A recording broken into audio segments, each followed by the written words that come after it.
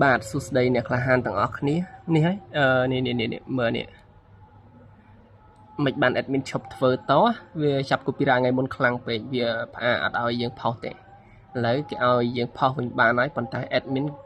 យ៉ាប្រសារតែ copyright 3 ដងហើយហ្នឹងអ្នកទាំងអស់គ្នា channel នេះសំបីតែស្នើនេះក៏វា reject ដែរគេអត់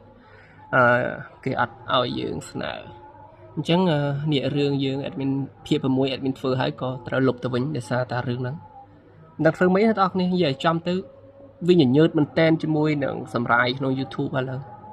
តែបើអត់ YouTube ក៏អត់មាន fan ដល់តាមដល់ Telegram ដែរអរគុណអ្នកដែលតាមគ្រប់ត្រូលដល់ Telegram នេះចង់ជម្រាបជាព័ត៌មាននេះរឿងនឹងធ្វើទៅវិញទៀតឬក៏យ៉ាងណាចាំមើលសិន admin បើធ្វើក៏គួរតែរក channel ណាមួយដែលវាអត់ទាន់មាន monetize ទេដើម្បីកុំឲ្យវាស្ដាយទ្រាំបាន monetize មួយពី YouTube มันងាយដែរអ្នកទាំងអស់គ្នាហើយវា copyright ឡើង3 ដងវាលក់ចេញក៏ថោកគេអត់ទិញតែអញ្ចឹងទុក channel នឹងឲ្យវាអាចធ្វើ original បានថ្ងៃណាមួយហ្នឹងឯងជម្រាបព័ត៌មានប៉ុណ្ណឹងអរគុណច្រើន